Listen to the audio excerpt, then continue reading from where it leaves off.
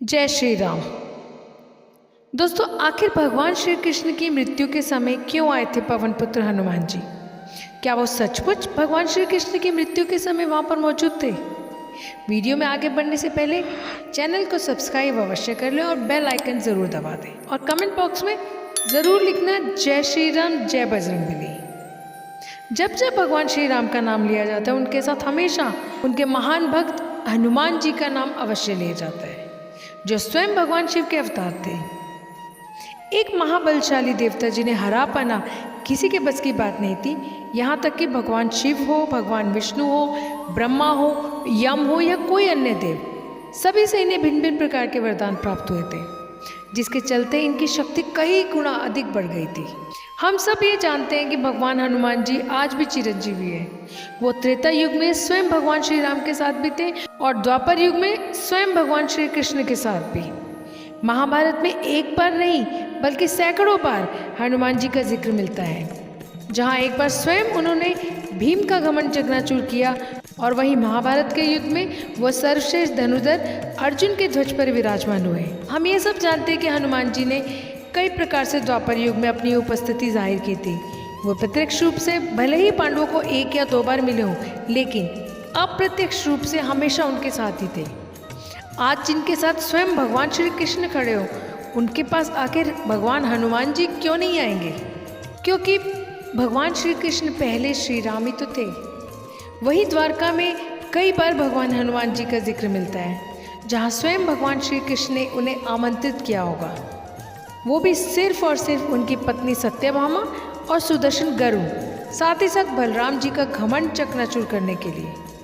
कहते हैं महाभारत के युद्ध के समय वो प्रत्यक्ष रूप से सबके सामने आए थे, जहाँ पर स्वयं भगवान श्री कृष्ण के कहने पर और अर्जुन की विनती करने पर वो स्वयं उनके शक्तिशाली रथ के ध्वज में विराजमान हुए थे, जिससे अर्जुन की शक्ति और अधिक गुना बढ़ गई थी, क्योंकि उनका रथ किसी भी साधारण या दिव्य बाण से चकनाचूर नहीं हो सकता था।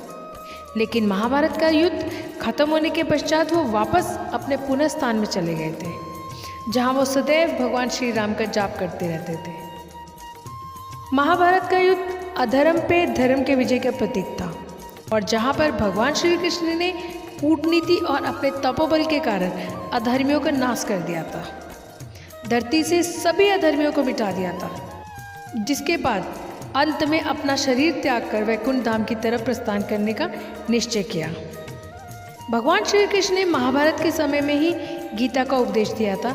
श्रीमद् भगवद गीता के अनमोल उपदेश हमारी वीडियो सुख हो या दुख हो, निराशा दूर हो जाएगी। बस ये शांत होकर सुन लो, इसमें आपको आपकी ज़िंदगी के सारे सवालों का जवाब मिल जाएगा। इसका लिंक आपको डिस्क्रिप्शन बॉक्स में मिल जाएगा। महाभारत खत्म होने के 36 वर्ष बाद स्वयं भगवान श्री कृष्ण ने अपना देह त्यागा। इसके पीछे भी पूर्व जन्म त्रेता युग के समय का वो श्राप मौजूद था, जो स्वयं बाली की पत्नी ने उन्हें दिया था, और वो बाली ही था जो एक शिकारी के रूप में आकर भगवान श्री कृष्ण के पैर पर उन्हें मृग समझकर वार कर देता है, एक बाण छोड़ देता है, जिसकी वजह से स्वयं भगवान श्री कृष्ण को अपना देह त्यागना पड़ा था। लेकिन एक सवाल उठता है कि जब हनुमान जी को ये सब ज्ञात था, तो हनुमान जी क्यों नहीं भगवान श्री कृष्ण को रोकने आए? क्या हुआ जब स्वयं हनुमान जी को ये पता चला कि उनके आराध्य भगवान स्वयं इस धरती को छोड़ने वाले हैं और वैकुंठ धाम की तरफ प्रस्थान करने वाले हैं? क्या हनुमान जी उनसे मिलने आए थे? अब आपको इस बारे में विस्तार से बताते हैं कि हनुमान जी भली भांति जानते थे कि भगवान श्री कृष्ण कौन है, और इसके साथ ही हनुमान जी में भक्ति और साधना की शक्ति इतनी प्रबल थी कि वह संसारिक मोह माया, दुख और सुख से भी परे थे। इसलिए वो ये सब भली भांति जानते थे कि भगवान श्री कृष्ण किस प्रकार इस धरती पर आए हैं और किस प्रकार प्रयोजन पूर्ण कर वो इस धरती से जा रहे हैं। ऐसे ही संदर्भ हमें त्रेता युग में रामायण के दौरान भी मिलता है, जब स्वयं हनुमान जी के डर के कारण श्री राम को अपनी अंगूठी पाताल लोक में गिरानी पड़ी, क्योंकि वो जानते थे कि हनुमान जी उन्हें वैकुंठ धाम जाने नहीं देंगे। जिसके बाद वासुकी नाग की सहायता से उन्हें श्री राम की हजारों अंगूठियों के बारे में पता चला।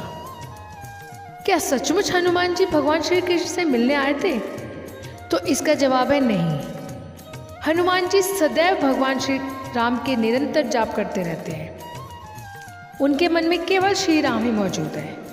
उनको ये ज्ञात था कि श्री राम ना तो कहीं जाते हैं और ना कहीं आते हैं, वो तो हमेशा से उनके हृदय में वास करते हैं। इसलिए भगवान श्री कृष्ण के प्रस्थान करते समय ना ही हनुमान जी दुखी थे और ना ही उनकी आंखों में आंसू निकल रहे थे।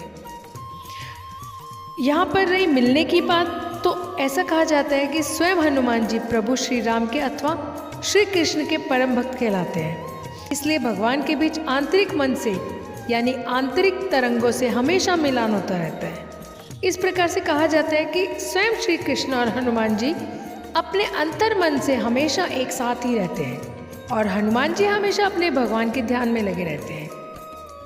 इस प्रकार से भगवान स्वयं हनुमान जी के साथ उनके अंतर मन में विराजमान रहते हैं। इसलिए दोस्तों, सच्ची श्रद्धा के साथ कमेंट बॉक्स में जय श्री राम, जय श्री हरि विष्णु, जय श्री कृष्ण, जय श्री बजरंगबली अवश्य लिखें। वीडियो अगर अच्छी लगी हो तो लाइक कीजिए, हमारे चैनल को सब्सक्राइब कीजिए और वीडियो को ज़्यादा से ज़्यादा शेयर भी कीजिए। मिलते हैं नेक्स्ट वीडियो में। मैं हमेशा कहती हूँ अपने माता पिता को हमेशा ख्याल रखिए। जय श्री राम।